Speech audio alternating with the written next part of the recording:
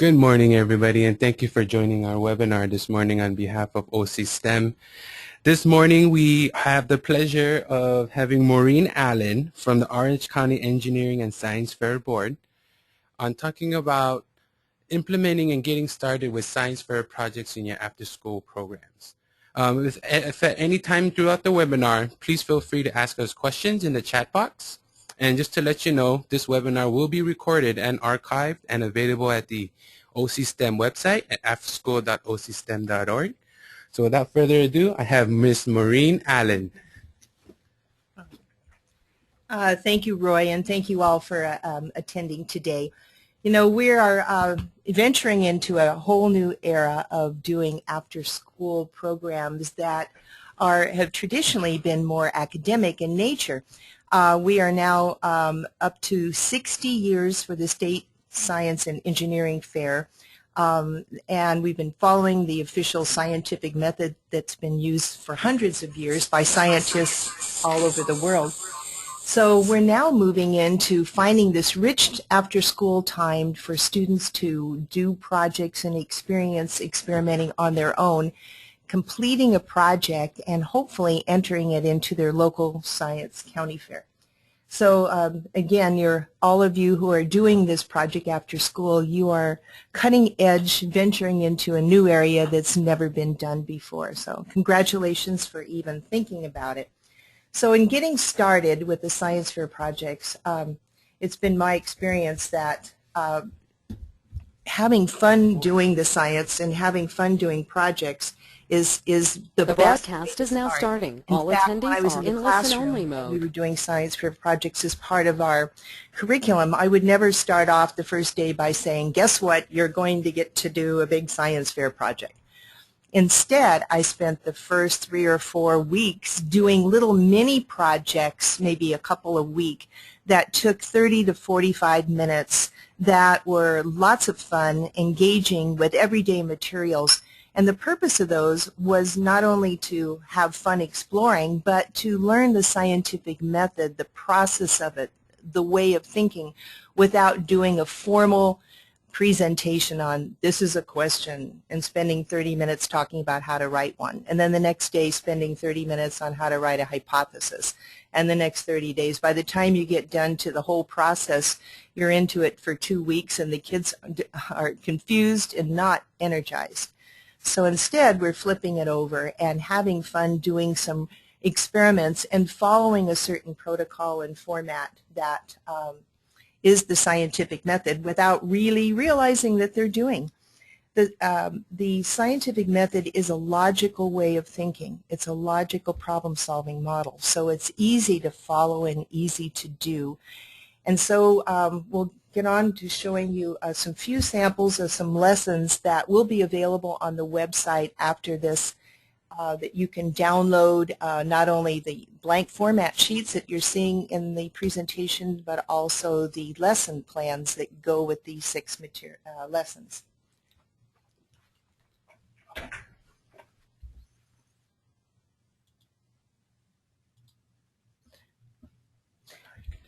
So now this whole program has been brought to us by the Broadcom Foundation's generous donation, and Paula Golden heads up the Broadcom Foundation and has been working with the Orange County Engineering and Science Fair Board to not only train in-service and in-school teachers on how to do the projects, but also spearheading a program for the after-school providers. And Think Together, we've been in partnership with them, are the first ones to really put this together in an after-school arena for the last 2 years.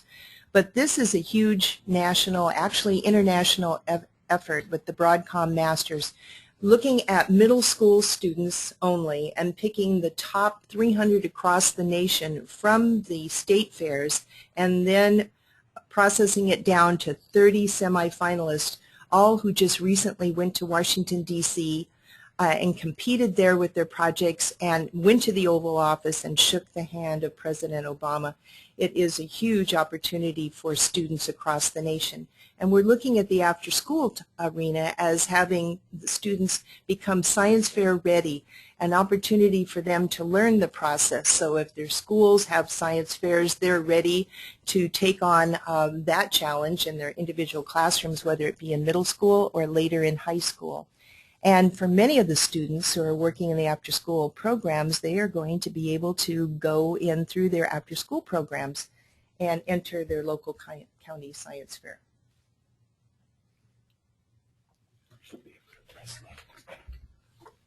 So why science fair projects? We've been talking nationally now about STEM and Common Core in English and language arts and math.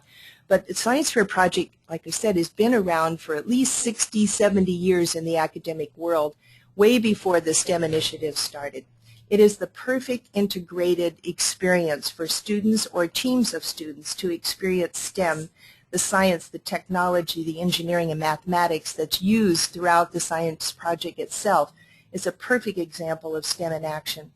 Utilizing the Common Core ELA and math standards, they need math to quantify their experiments. You have to do graphing and calculating of data. It's very Common Core as far as all the research skills, the reading in multiple texts, the writing, the samples of that, the communication skills of listening and speaking.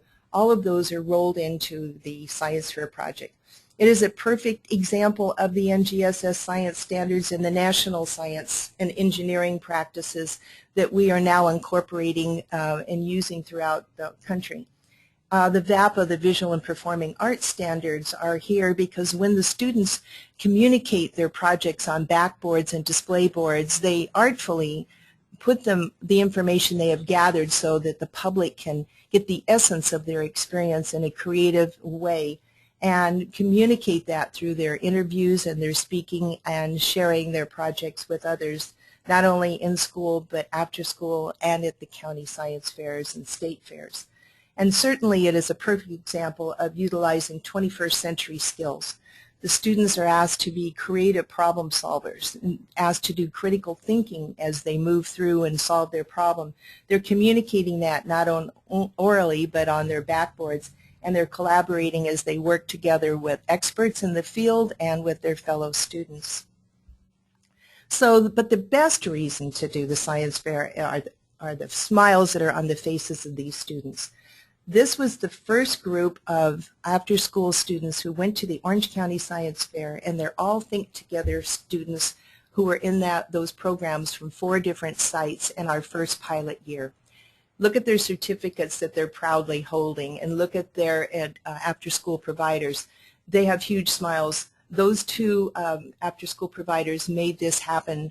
They took the training, they implemented the short little fun lessons that we're about to talk about. Their students learned the scientific method without even realizing it, and then they chose their own question to answer and ended up at the county science fair. So this is why we're doing it, for the students to have an experience that they would not have normally had. Here are some proud winners. The students want to participate again, and there's the same happy face in the first year, 2012, and the same student in 2013. We have return customers because it is such a unique experience. Ernesto, one of the students there, said, I never knew about a science fair or what a project was. He said, but I know one thing. I want to be back next year. And he was. In the year 2013, he came back with another partner, and they did a great project. So this is why we're doing this. Now, you don't need a lot of expensive equipment or supplies or kits to buy or huge lesson plan booklets, but you do need a little creativity. We put together a little kit for 6 different activities, and these are the materials that are in the kit. And if you look closely, or even from afar, it looks like we stopped through the 99-cent store and picked up some toys or went through a toy box at home. And actually, that's exactly what we did. Everything you see here, except for the magnets, came from the 99-cent store. First of all, we had the composition booklet, their science fair notebook. Even has a proud decal on the front of it saying the Broadcom Junior Varsity. And all the materials there are very low cost. We put rulers in there because we wanted the mathematics to be represented in that there are tools for measuring and getting data and practicing our math skills. We also put compasses in there. The compasses or the protractors show the angles of things, so we have a complete set of those so students can get accurate measurements when doing these experiments. You'll see there a bag full of different types of balls that can be used in different ways. Many of the balls have the same volume, but they are made out of different materials, or they are different densities or mass. You see there some bubble solution and a little syrup or honey, and some paper plates with straws. Blowing bubbles and adding different additives to the basic bubble solution gives many projects that can go on and on. There are magnets there, that ring magnets that we purchased at the Radio Shack with large paper clips. And over on the far right are these little styrofoam airplanes that have a little rubber band launcher to get the consistent angle each time using the compasses there, and also the same amount of force because they have a rubber band launcher to launch the little foam airplanes. So everything here is from the 99-cent store or in a toy box at home. So one of the first ways we started is to take all the after-school instructors and do a little in-service on all of these basic fun activities. And after doing all of them, they were able then to take all the equipment that we provided for them, the little kit, and their experiences, and go back to their school and do all of these with their students.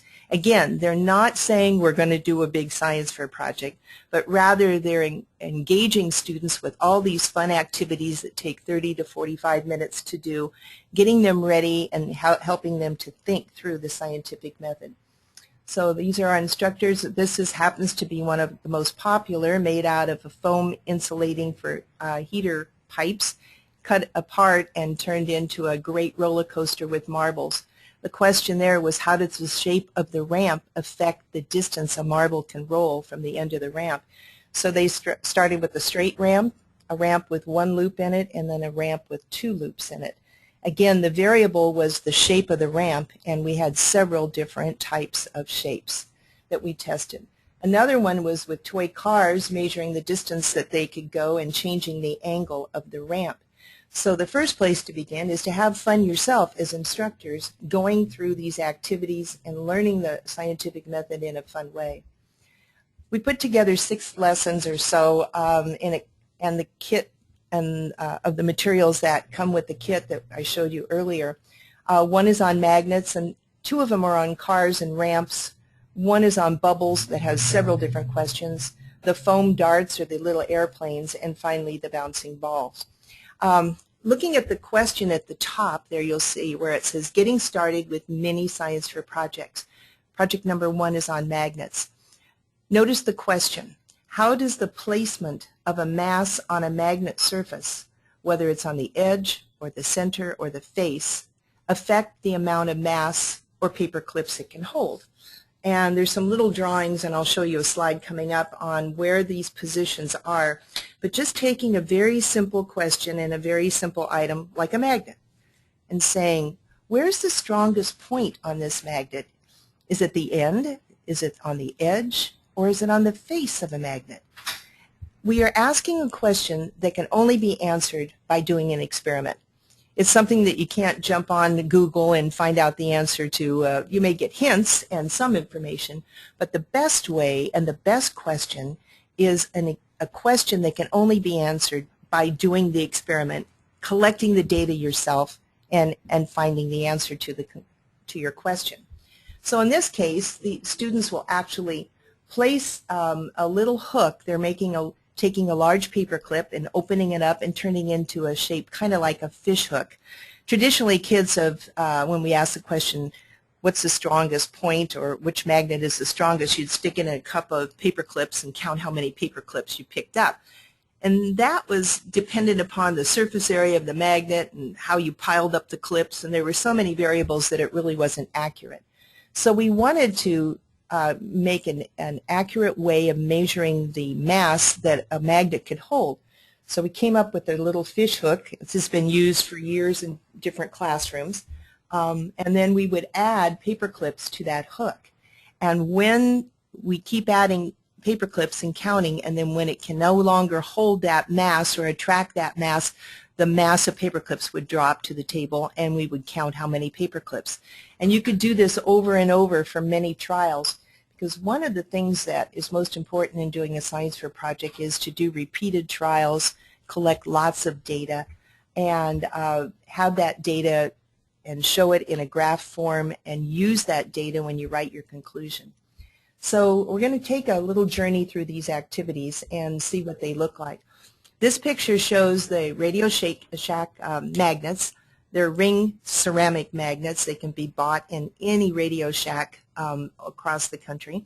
And these are the positions. You can see there the hook and the center point. It's a ring, so there's an opening in the center.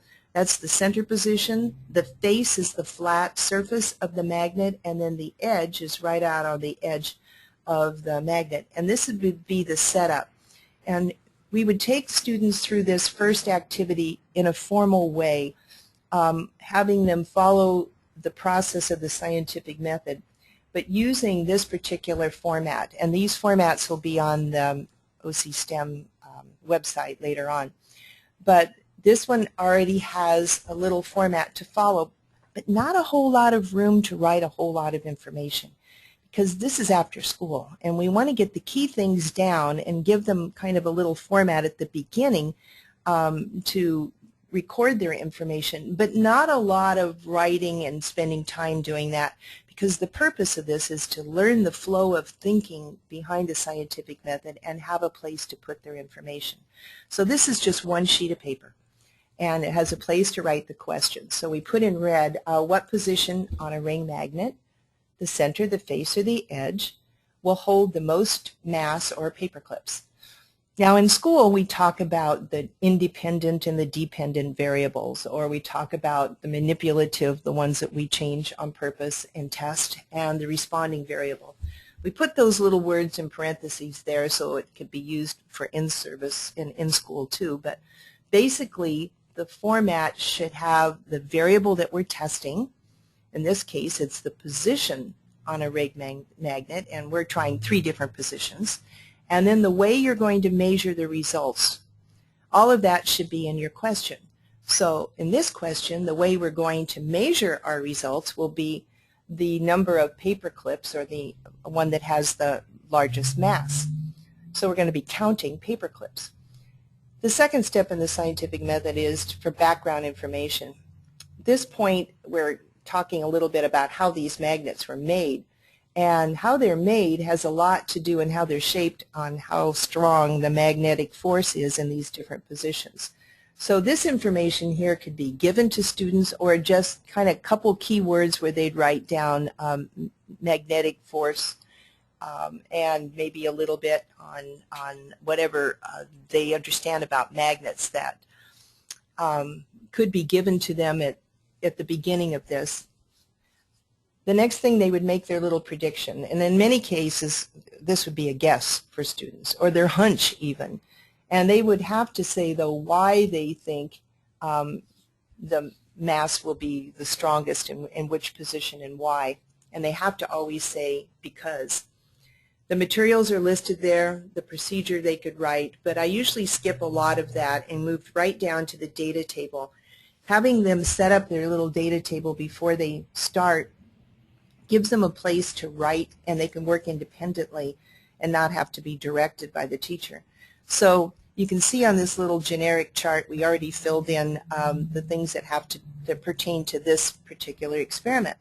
We have the position column, and the 3 positions we're testing are the center, the face, and the edge. And we're going to do a minimum of 3 trials in this experiment. So you see trials 1, 2, and 3, and we're going to add them all up and find the average number of clips that will be held. And that is the average that we're going to graph, and that is kind of a shell for a graph, and we'll put the data or the average number of clips on that graph when we finish it. And at the bottom is a conclusion and statement, and there's a lot of prompts in this conclusion to help write a full body powerful conclusion. So we start off by saying what you thought was going to happen. So you'd say, I thought that da-da-da-da was going to happen. Your second sentence says what you found out. I found out that da-da-da-da-da-da. The third sentence or so talks about what your data showed. So you would have numbers in here. My data showed that the number of clips that was the strongest, or the most mass was whatever the number of clips were. All of that would be in a sentence or two in that area. And then the science. What's the science behind this? That's where you would put in the next bit of information. You would say, I got my results because, or you would explain scientifically probably why it happened as it did. And then the last part is what variables could have affected my results. Might be something that like somebody bumped the table, or somebody bumped my hand, or it was hard to hold the magnet steady while we were putting the clips on. Or maybe it was because the way we put the clips on, we kind of let them dangle or rock back and forth on the magnet. Anything that could have affected the results, that's what we would write, just little short notes down there. And the last thing is any ideas or any other questions that you'd like to do next that might have come into your mind as you're doing this experiment. So this is just a one-page thing, and the first time through I would only have the kids fill in the question, make their little prediction, forget about writing all the materials and the procedures, but make up their data table before they start, and then help them make a graph of the average if they can. If not, if they're little guys and they can't average yet, I would have them just graph trial number 3, whatever they got for trial number 3, because that's the third time they did it, and they'll probably be most accurate for that one. And then guide them through writing a conclusion. And this would be having the whole class come back together after they did their experiment in little groups, and maybe writing this conclusion together as a whole class, just to give them an idea of what that could look like. There is another format that's going to be given to you, and this is more like a little miniature booklet. We're showing it here in the flat, but I'd like you to imagine that if you folded this piece of paper in half, the side on the right where it says question, background information, prediction, that would be on the cover of the little booklet. And the page section to the left, that would be on the back of the booklet. And then in the middle of the booklet, you would have the data, a big data table to collect all your data, and then on the other side, a blank page where you can write your graph. So it's just kind of a blown-up version of this page put into a little booklet form. So imagine this folded in half, and the cover would be a place where you'd put your name, and then you'd write whatever your question is. You'd put any ideas for background. It might even be just a word or two, and then you'd write your prediction. I think, in this case, we wrote the center position is the strongest, and you always have to have a because it is the center of the magnet's magnetic field. That's our guess at this moment in time. Going to the inside now, opening up the booklet, you'd see a big data table, and then the students could fill it in by saying the title of this would be the number of paper clips held by each position on the magnet. And then going down the side there, you would have the positions on the magnet, center, face, or the edge, and a place to put the numbers for each of their trials, and if they can, finding the average of their 3 trials. Then the page to the right then would be a place where they could draw their graph. And then in the back, there's that same conclusion format, just giving them a little more room to write. And after about 3 or 4 times, students will not need these little papers. They will have the format in their minds. They will understand the process because it is a way of thinking. Here's my question. I'm going to gather some information about it. I'm going to make my prediction or hypothesis. I could write down my materials and procedures and all of that, but I want to make my data table. I want to gather my data. I want to make a little graph about it, and then I'm going to write my conclusion. So hopefully this will become automatic. So by the time we get around to talking to students about doing their own science fair project with their own question, they'll know the procedures and have had fun learning them. Here's the next one with the cardboard ramp and a car. Toy cars are wonderful. Kids really get into them, and there's so many questions that can be designed in around this particular little car. As we talked about in the kit, they had little compasses, or they can have rulers to measure the height of the ramp at the tall end here, and it slants down to the floor. There's a little measuring tape there because it's very important to quantify perhaps the distance the car can roll. In this case, you see a variable of this question. After the students found the best angle for the ramp, another question came from one of the students. They were wondering if they put a load or a weight on a toy car in different places on the car, would that affect the distance that a car could go? And of course, the only way to find out that answer is to do it. So they got their little toy car. They found the angle of the ramp that was best, where the car coasted the furthest distance.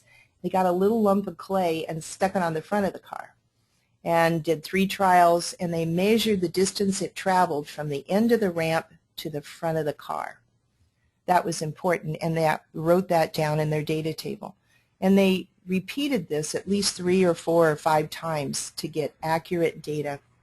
Then they moved that little clay wad to the top of the car and did the same process. They did not push the car down the ramp, they let gravity pull on it, so each time the same force was acting on the car.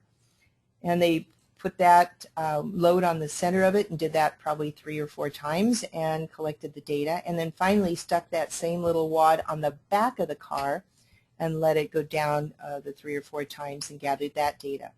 Then from that, they were able to make a chart and a graph and write their conclusion. The secret behind a science fair project is you pick a question that can only be answered by doing an experiment.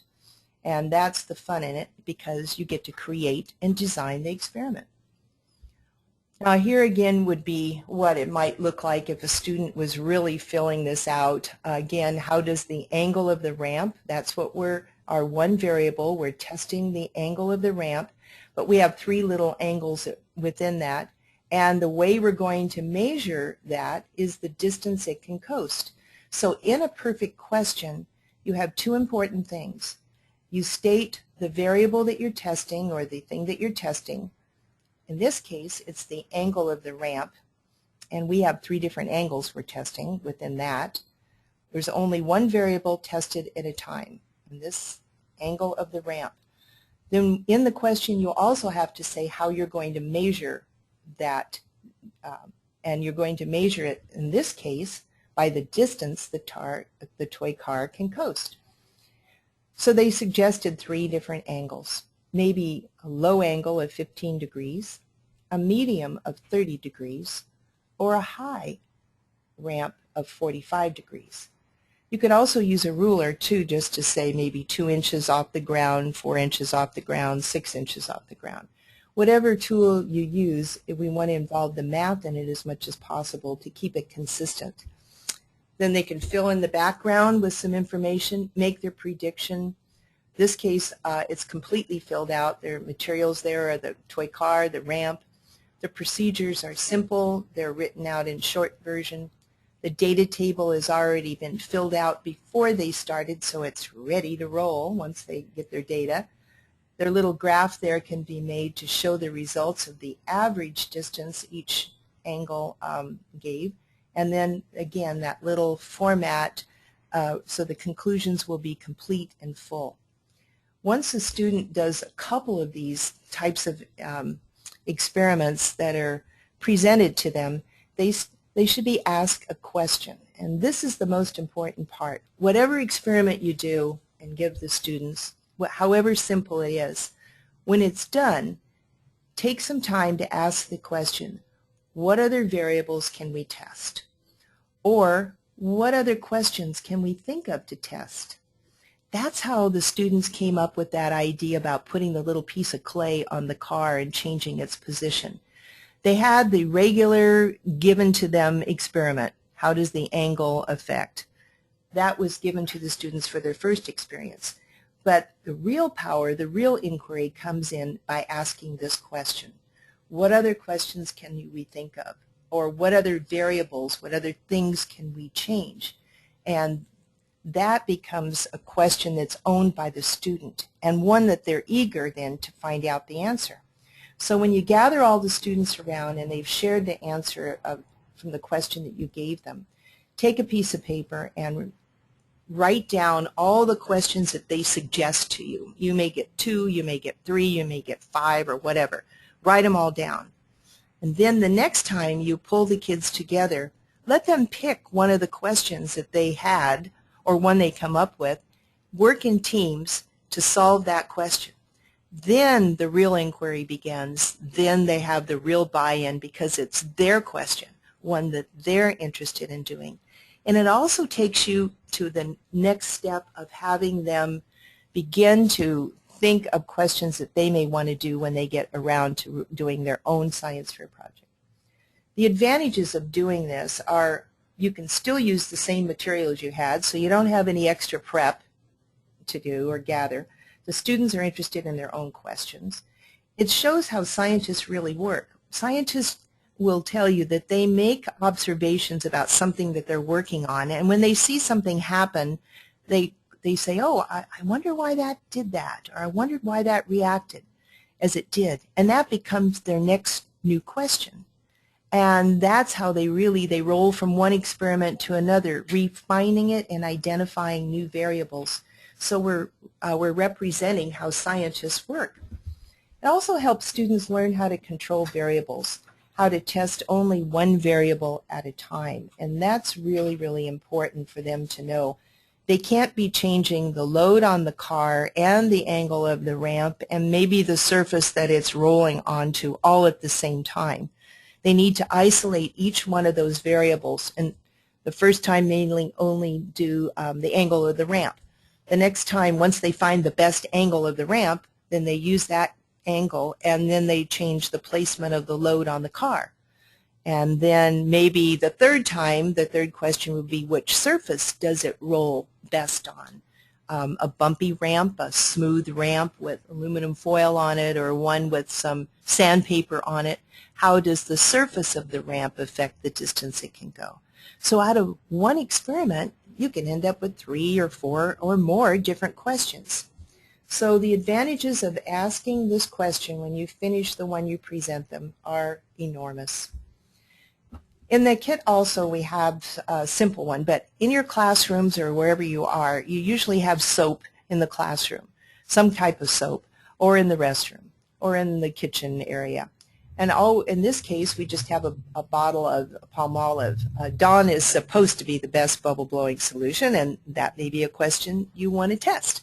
But in this case, in the kit came with a bottle of Palmolive liquid soap, and a little container there of honey. And the question was, can you blow a bubble on a plate so it's kind of like a half dome bubble? If you had regular bubble solution or regular bubble solution with a half a teaspoon of honey in it and a third solution that was a regular bubble solution with a whole teaspoon of honey in it, would that make a difference in how long it took for the bubble to pop? Well, what's the only way to find out? The only way to find out is to do this experiment. So that's what we're going to do. So as a provider, after-school provider, you'd mix up a big jug of bubble solution. There are lesson plans that come with all these lessons, but here's the secret on the bubble solution. It doesn't really matter what kind of soap you use, but you want to use 1 part of soap to 10 parts of water. So if you had a big container, you'd put 1 cup of soap in it and then 10 more cups of water and slowly stir that, and that would be your basic solution.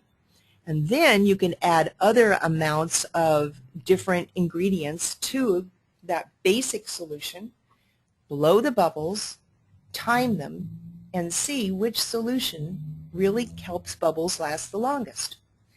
In doing this experiment, if you stop to ask the question, what other questions can we think of to test, the students will come up with all kinds of things.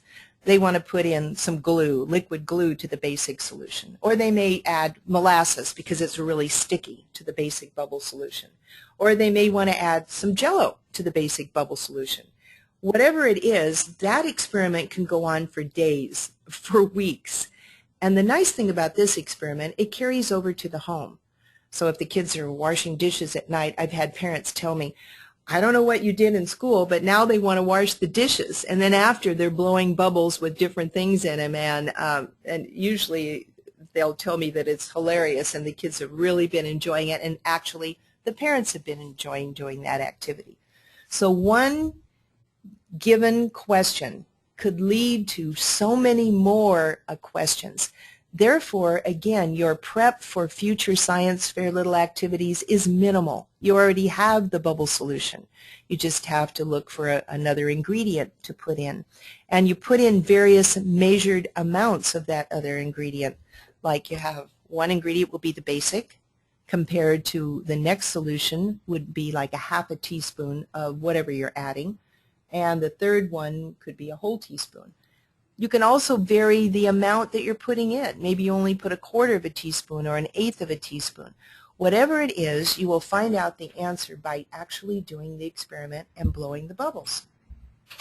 So this idea of what other questions can we think of to text and making a list of them is the secret behind turning a regular experiment into an inquiry opportunity for kids.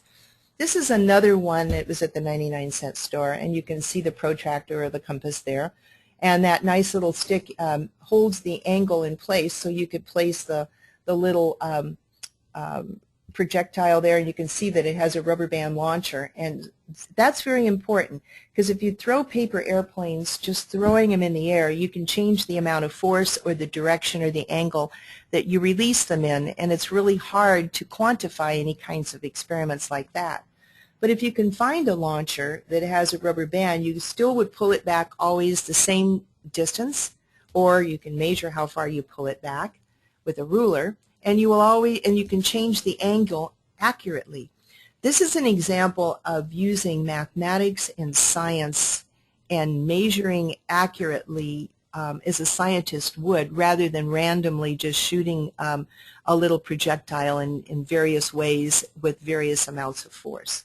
This shows how to control your variables and make sure that you're only changing one variable at a time. In this case, we would be changing the angle from maybe 10 or 20 degrees, 30 degrees, 40 degrees, and we would always be keeping the same controls on the other variables. We would control the amount of force, we're always consistent in the angle that we're shooting it in, and we're consistent in the way the way we're measuring it, and from the same point of measurement each time. Again, ask that questions. What other questions can we think of to test? Make that list, put it on paper, post it in the room so you can pull it forth, or kids can roam over to a center like where all these questions are posted and collected. When they're done with their work, they could pick one of the questions off of there, gather the materials quickly, and in small teams go off and work on their own little question that they picked. One of the last ones in here is every classroom has a box of balls someplace. They have a soccer ball, a basketball, some rubber balls, 4 square balls. Those can be used. You don't have to have small little ones like this. You don't have to spend any money. And you have the built-in controls. And question could be, take 3 or 4 of the balls that you have in your classroom and go out, if you have a slide, climb up the top of the ladder on the slide and drop them, just let them fall, let gravity be the force on them, and drop them down to the pavement, and then measure how high they bounce up again. And as long as you're consistent in the way you measure them, like from the top of the ball, and you get a couple of yardsticks and tape them together, you can do an experiment very easily without any equipment at all and have a ball doing it. Kids will be out there and after they play Foursquare, someone will drop the ball from a given height, and they'll be doing the experiments without you even telling them to do it. And when they go home, the same way. Whether they're making parachutes on little plastic figures and dropping them from the second floor of their home, or whether they're dropping their tennis balls or golf balls or what have you from different heights, they're doing a little science experiment. They are creating their own process, they're collecting their own data, they're measuring it consistently, and they're coming up with an answer to their own question. So it doesn't take a lot of equipment. Look around the room, look around your area. Outside a bungalow or wherever you are in the classroom, you may find 3 or 4 different types of leaves that are lying underneath the trees. Gather those different types of leaves. Decide that you're going to drop them from a given height, maybe from, if you have a meter stick, from the top of the meter stick, or from just you're standing at your shoulder length and you're going to drop them, and count how many seconds it takes for them to hit the ground. You can count seconds consistently, like 1 Mississippi, 2 Mississippi, 3 Mississippi. You don't even need clocks or anything else. Kids invent ways to keep consistent time to make a test fair and have fun too. So you can take pieces of paper and cut them in different shapes and drop them from the same height, timing which, the question would be, which shape will take the longest to fall to the ground. Your variable is changing the shape of the paper, and the way you are going to measure it, your responding variable or your dependent variable, if you're using scientific terms, would be the time in seconds it takes to fall to the ground. So students can learn how to look at almost any object and turn it into a little science fair project without even realizing it. The whole secret behind doing these lessons, again, is to pick something that's easy, handy, and asking a question on the spot, making a little prediction, setting up, if you can, grabbing a piece of paper, making a little chart to collect your data in it. Do it, the data repeated. Don't do it just once, but 3 or 4 or 5 times. And that's fun because each time you try it, you're seeing if you are getting the same results you got the first time or if they're different. And if they're hugely different, you start thinking, well, why are they so different this time?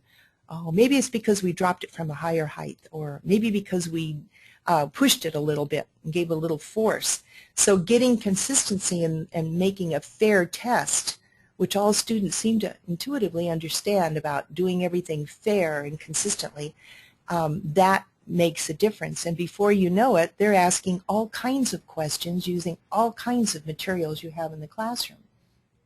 Again, turning a regular experiment into inquiry or turning it into a science fair project is taking a few minutes to ask this question and writing down their responses, because those are the ideas for further experimentation, and those are the ideas that will lead them to thinking of their own project in the future.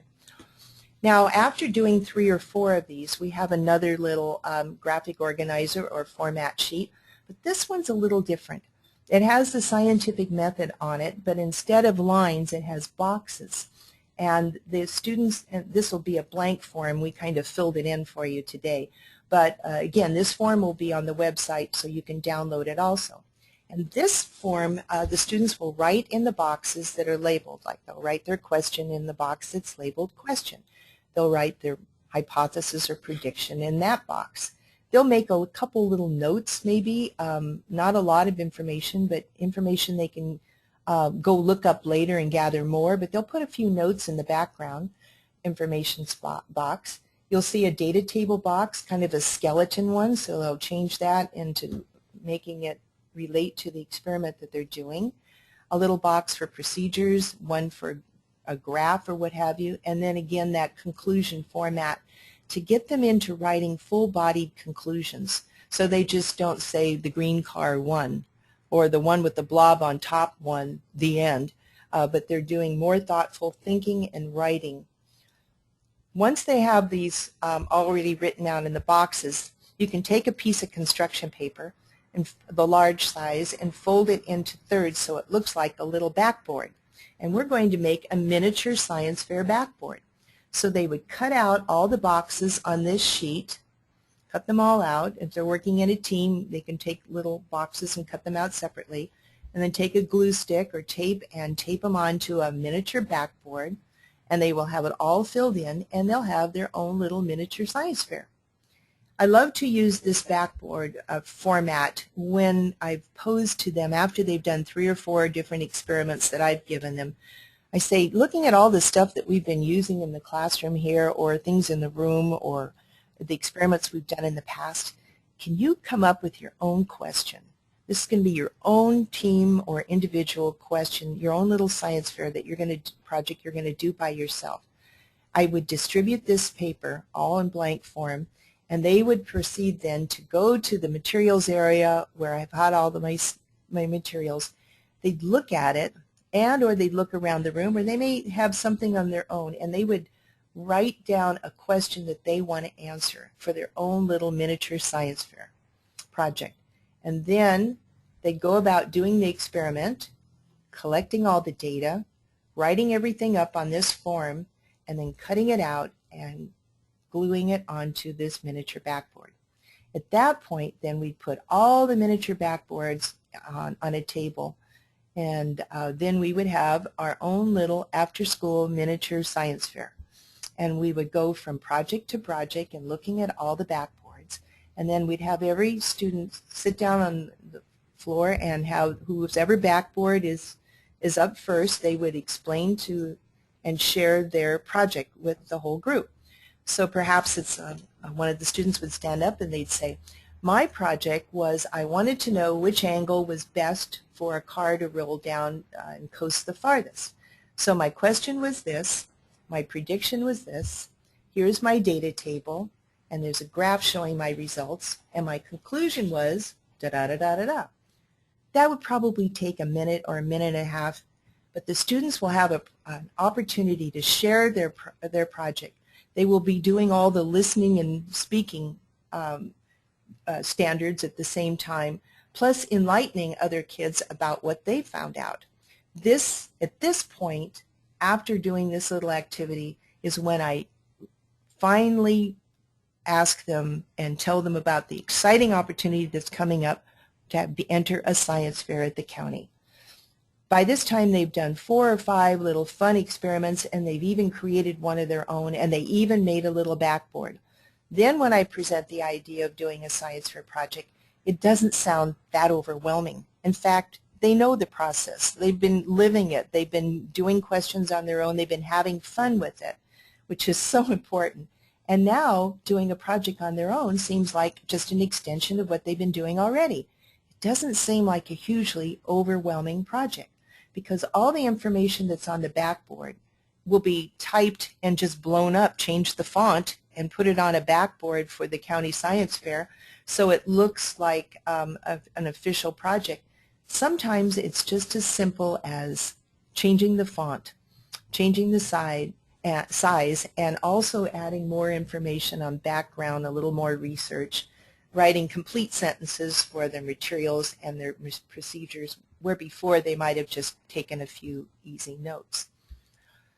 Some of the students, this was one of the students' backboards after doing the 4 or 5 different projects that they had done with their after-school folks, and this was in the Think Together program. They wanted to know about different ways and conditions on making crystals.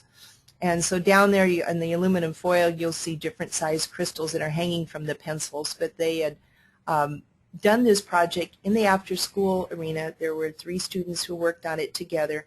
They had many more crystals that aren't in the picture here. They had a little science notebook there where they wrote down their question. They wrote down all of the steps, their background information. They looked up information on crystals and what have you. And then in getting ready for the science fair, they put all of those on pieces of paper and typed them up in the after-school program itself and put them on the backboard. And this was their first attempt at doing a science fair project. And they had that project along with, there were about 9 other students or teams that went to the county science fair. And this was an example of taking this and transferring it in more detail to this, and having the actual artifacts and things that they were doing in their project. This is an actual picture of the students being interviewed by a judge at the county science fair. The judges usually work in teams of 2 or 3. You can see Dr. Arnold Sugarman here talking to the students. There's 2 more judges off to his right that are off camera. But he's handing them a certificate for participation, all students who go to the county science fairs. And this is pretty consistent across the state and the nation. Plus the Broadcom had a special certificate for this program of the junior varsity that the corporation, and Paula Golden again, who's the head of that corporation, made sure that all the students had certificates of merit. And you can see in the background that it was held, in our case, at the Orange County Fairgrounds. And we had about 600 or 700 projects, and theirs was one of them. Now, where to begin? This whole thing seems overwhelming, I know, but we can start by doing simple things. One way to start is by doing some of these mini science fair projects that we've been talking about, using the magnets, blowing the bubbles, shooting the foam airplanes in certain angles, bouncing different spheres, whether they be the classroom balls that you have there or small little jack-sized balls, and tennis balls, ping pong balls. Each time, it doesn't really matter, but having all these little experiences that last 30 or 40 minutes that can only be answered by doing the actual experiment itself is a great way to start. And using those little single one-page format sheets or making the little mini booklets, it gives them the whole experiment structure. This again is some of the after-school instructors learning how to do these activities and actually doing them themselves. You can see that they have one of those ramps, the foam ramps.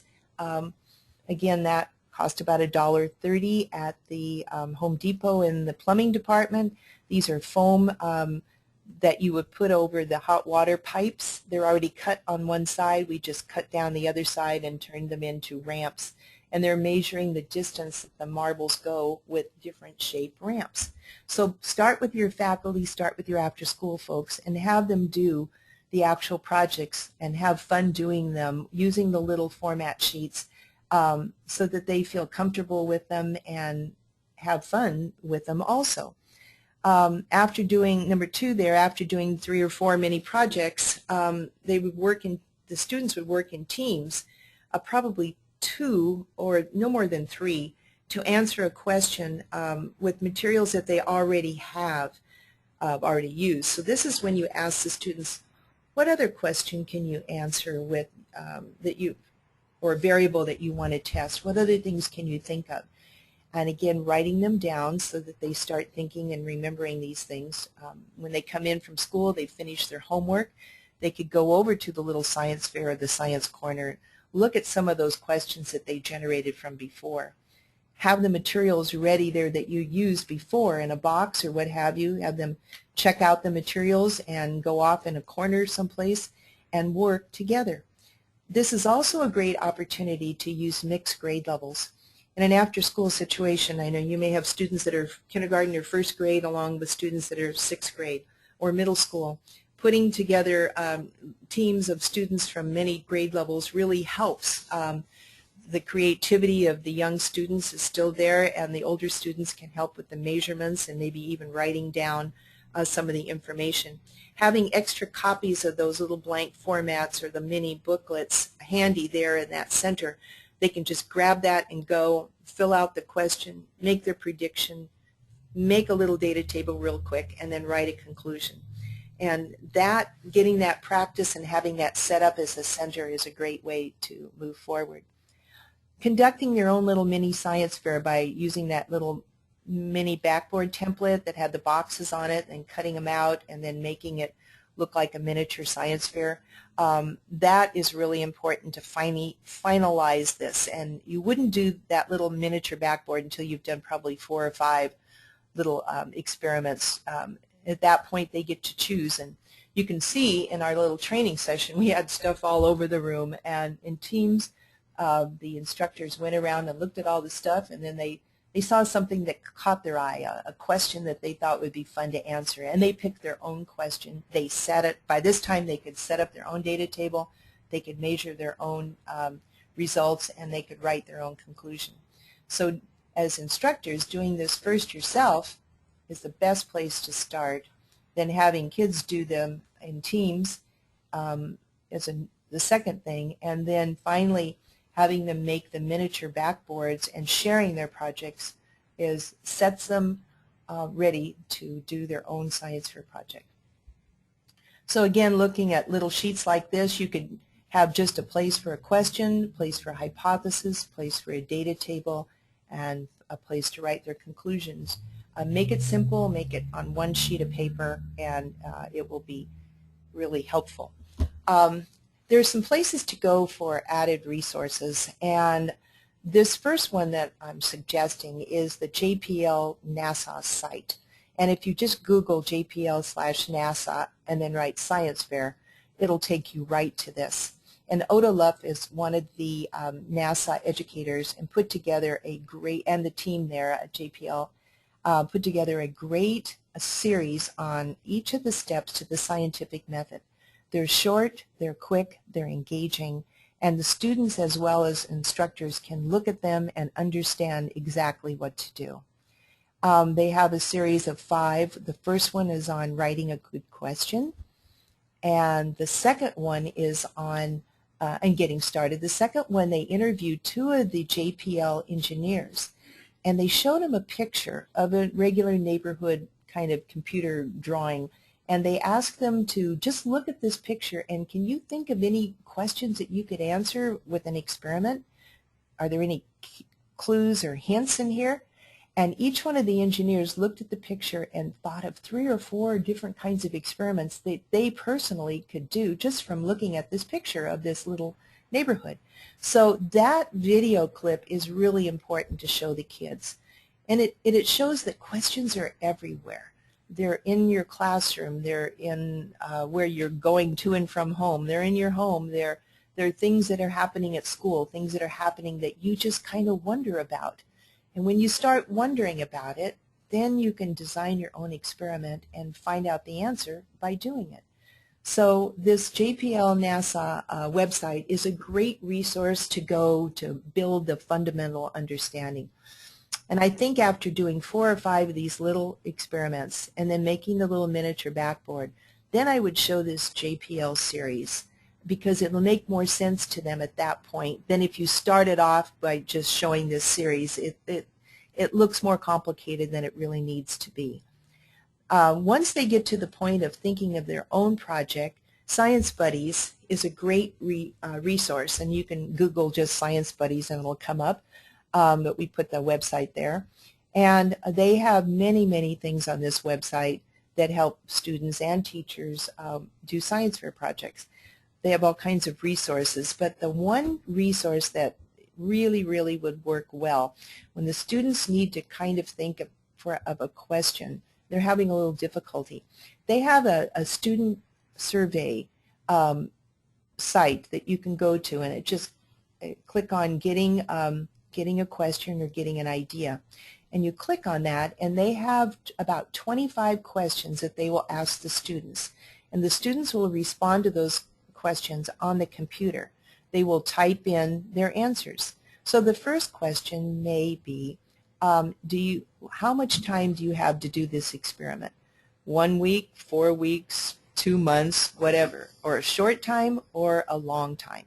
And they just click their response. Then the next question might be, do you like working with things that are alive or animals or people?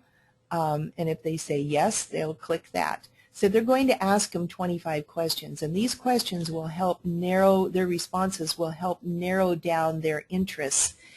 After they finish the 25 questions, they click the button that says Submit. And at that point, Science Buddies website comes up with about 10 or so questions that followed questions for science fair project ideas that followed their responses and became somewhat individualized and tailored for them. So sciencebuddies.org is a site you can go to help survey the students' interests in an easy, fun way. So if you had a computer set up in the classroom, go to Science Buddies and then have them take turns on doing the survey, and they'll come up with a list. If you click on any one of those items or suggestions, they also lead you to a one-page description of what that experiment could look like or had been done by other students. And that's okay to have the students read because they'll get ideas and maybe things they want to change. But you wouldn't want them to copy it exactly word for word and do everything. This is only a source to generate ideas. Another source is the Orange County Science and Engineering Fair. But no matter where you are, up and down the state or across the nation, there's a county or state fair, and most all of them have websites. And on the websites, they'll have a list of resources, of the timelines for entering their fairs, the dates for their fair. They'll have people that you can write to or mentors that you can talk with. And so that is definitely a spot to go to. And in our county, it's just ocsef.org. Again, look for that website, Google the local county fair for your county, and you'll find that, or the state fair. When you get to the state fair, no matter what state you're in, they will have a web button that you can go to that says former winners or former entry questions. And they're usually listed by years. So you can just click on the year, and up will come a whole series of all the questions that all the kids that went to that county fair that year or state fair, all their questions are listed there. And you can actually click on the question, and up will come a one-page sheet that or summary sheet that those students submitted when they entered the state fair. And that often gives students great ideas on doing projects that other students have done. It doesn't necessarily tell them how to do it. It gives them ideas, though, of what someone else in their age group has done. Most of the county fairs go from 6th grade or 7th grade up to 12th grade. They do not usually have elementary grades in it. So in our state, the students from 6th grade through 12th grade in California are allowed to enter the county fairs and the state fairs. Some county fairs start at 7th grade, but most of them are 6 through 12. And finally, in our particular county, the Orange County Department of Education, we have a science department website, and on that you will find all of these resources and ideas and email addresses. So going back now to conclude, beginning with yourselves. If you're after-school providers, start looking around your own area. Do you have a set of different kinds of balls or equipment? Do you have some toy cars or things in a center? Can you get these materials? Ask the kids to bring in some toy cars. Can you find a box around the corner that you could cut off some strips and turn them into ramps? Can you look for things around your home or ask the students to bring in things? Make it simple. Go outside, walk around your area. Do you see different kinds of leaves under the trees? Just simply dropping 3 different shaped leaves and seeing which one hits the ground first is a great way to start. This isn't complicated. It looks complicated in its final production, but the road that leads to scientific thinking is really quite easy. You have a question about something you observed. You make a prediction or a hunch or a guess about what the answer to that question is. You design your own little experiment. You gather some paper and pencil. You're going to write down your test. You're going to test things 3, 4, 5, 6 times. And each time is kind of exciting because you're going to see, do I get the same results that I got the first trial or the second trial? It's fun because the only way you're going to find out the answer to this is to do the experiment. So you write down all your data, and then you come to a conclusion. Was your hunch right, your prediction right, or did you get a different result that you never even imagined? So the conclusion is the answer to your question. Start simple, start small, and have fun doing it. It's not a huge process. It's one that is almost intuitive. It is a way of thinking. That's why scientists have used this scientific method for hundreds of years, because it does follow the regular ways of thinking. Try out a few ideas on your own. Play with it yourself. Have fun doing it. Be confident that this is something that you could help other students do, and something that you think will be fun for your kids to do because it will be. If you're excited about it, they'll be excited. But start simple. Do these little simple activities, 3 or 4 of them. Use the little sheets if you want to, the format sheets that are presented.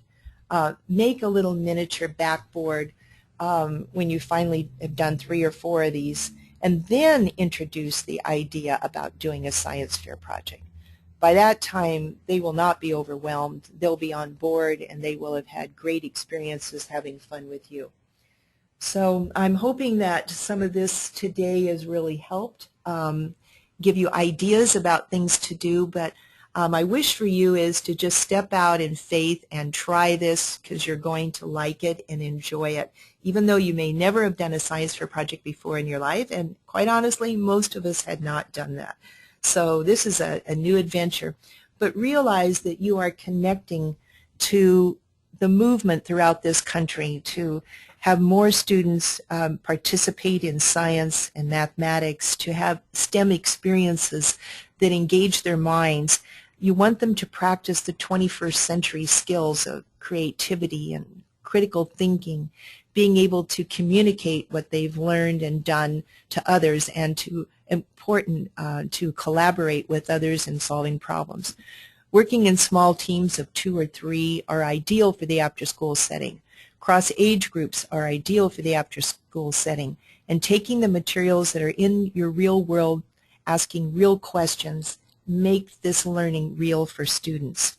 And when they finally finish their big experiments and formalize it and put it on a backboard and go to the county fair, you can be assured that you have given them experiences and met the standards of the Common Core English Language Arts and the mathematics in a way the after school has never done before. You are bringing the in-school experience to the after school, but with a special twist, with having fun doing it, learning the process intuitively, and ending up with the product that the students can be proud of. There's something about the students standing there in that science fair with their project all done and the feeling of accomplishment that they have. And as an after-school instructor, the feeling of accomplishment that you should have, that because of you, these kids had this opportunity that they never would have had before if you hadn't said yes to this experience. So I'm encouraging you all to say yes and have fun yourselves and have fun with your kids learning together. So thank you for listening today. I really appreciate it.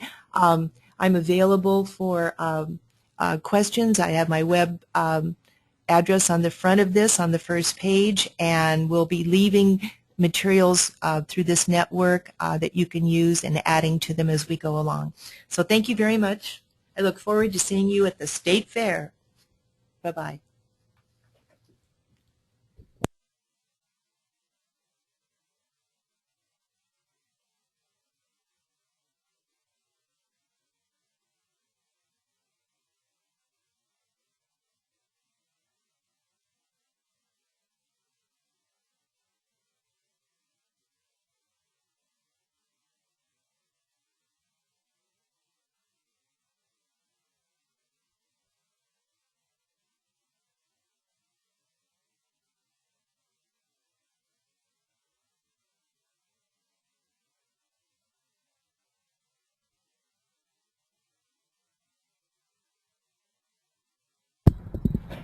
All right, we have one question out here from Mark. The question is, how do you calendar out the inquiry-based questions that result from doing the mini projects? So I assume you're talking about after you do the canned experiment that you gave the kids to do, you take that time and the kids would write down their questions, and it's important to put it on a piece of paper, to keep that piece of paper. So let's say you have another hour and a half left that day. I would say, okay, let's do one of these questions. Who would like to do this question? Or get with your team, look at the list that we've generated. The materials are right here. You've just finished doing this experiment, so now we're just going to tweak it a little bit. We're going to test another variable. Let's do it now.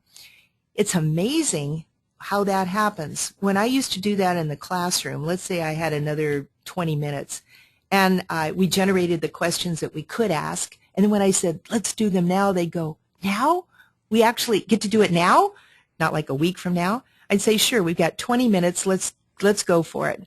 Gather your materials, find a spot to work in as a group, and let's see what you come up with. My goodness, the excitement is fantastic. They're so engaged.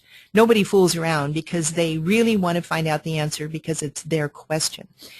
If you can't do that, then you would, let's say you meet twice a week for this little group of science fair folks. Then the next time you would say, I'm posting this over in the center. The next time we meet, I'm going to let you and your team pick a question and that you want to answer. The materials are already here. So be thinking about it with your team in the next couple days, and we'll get started as soon as you get in.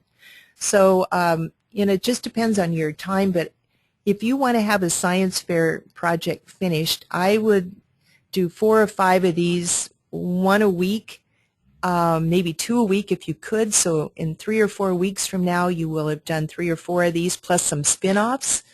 And it doesn't have to be a formal time. If the questions are already posted on the board someplace and they finish their homework early and all the other things that they're supposed to do, they know they could go to that center, get the materials, and get started on their own. They can work individually or in small groups. So the timeline would be fluid. And if you had time to let a student or groups of students ask a question and then let them finish it and solve it right then and there, they're going to be so excited about it rather than wait a week or so to do it. So strike while the iron is hot, so to speak.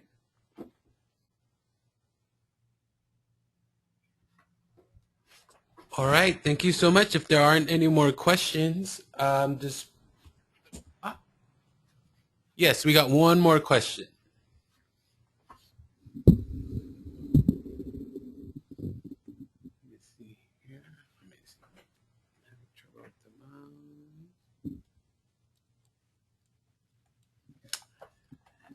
In our program, we have to turn in our lesson plans and calendars for the month. We do meet twice a week for roughly an hour for our STEM science program. So spin-off can be considered open-ended.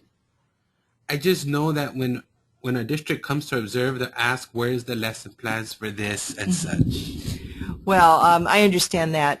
So first of all, I did write lesson plans for each one of these lessons, and they'll be posted. So you could, if you like these and can do some of the simple ones, with soap or whatever, the bubbles, you're going to have a lesson plan to show them. As far as the spin-offs, that's where you become an advocate for inquiry. That's why it's important to write them on a piece of paper, and then you can say these were the questions that the students generated themselves as a result of the lesson that I presented. And in your lesson plans, you could plan to write that lesson. You're going to do the one with the bubbles, and you're going to add honey. And then you could say other questions that could be asked or other ones, and you could just write it in your lesson plan book, other alternative variables that could be tested. You don't need to have plans for those because they are the same format for the same lesson. So, I would go ahead and plan in my lesson plan book to do one on maybe magnets, another one on the bubbles, another one on the balls, another one on whatever you want. And then those would be my formal entries. And then my informal questions would be, if time permits, I will try to have the students do an experiment as a spin-off or tweaking the lesson that I presented. This is true inquiry science. Inquiry science is where the student generates a question, and the more questions they generate, the more they're thinking, and the more that should be celebrated, the more praise that should be given them. And to capture those on a piece of paper, you will show your supervisor all the great things that these kids, all the great questions that they came up with as a result of your lesson. It should make you look absolutely terrific. This is a higher level of teaching than just teaching a canned lesson. This is inspiring students to come up with their own questions. And that's the highest form of learning for a student, is a self-directed, generated question. Any administrator should be very proud of you to see what thinking your lesson plan promoted.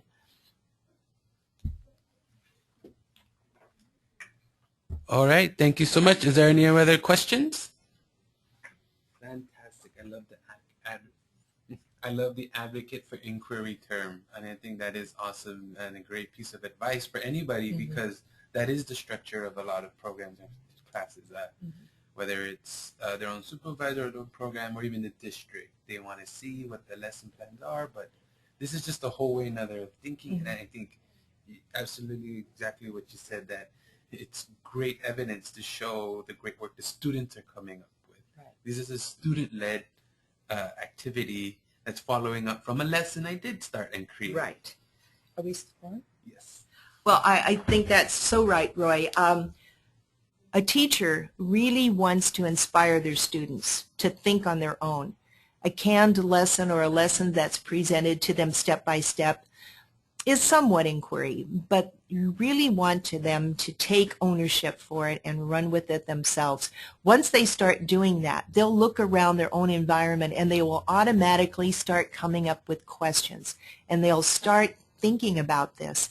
And then it's higher levels of Bloom's thinking when they're creating and synthesizing information and analyzing it and then coming to conclusions. The reason why I had the format on those forms for writing a conclusion is that very often students don't represent their thinking and all the things that they did when they write down the answer or the conclusion. This is where Common Core and English Language Arts and the writing comes in to be so important, and the communication skills. So to start students off thinking broadly and deeper, we need to give them some prompts to help them do that. And then after a while, you don't need the prompts anymore. You don't need those little one-page sheets. They'll know, oh, I do a question, I do a little research, maybe use the computer, look up some topics, and I'm going to make my prediction. I'm going to collect my data, and I'm going to find out the answer. They'll start thinking automatically like that. So inquiry is where we're going, and this is pure inquiry at the highest. But save those pieces of paper where you ask those questions.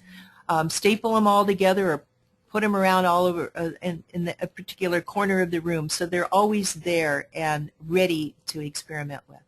And they're the evidences of what you've generated as a teacher. Alrighty, thank you so much. So if there's no further questions, I'd like to thank Maureen Allen again for providing this great webinar for everybody. And again, you can access this webinar. It will be archived at afterschool.ocstem.org. So if there aren't any further questions, I'd like to thank you for your time, for being able to join us today. And you all have a good day.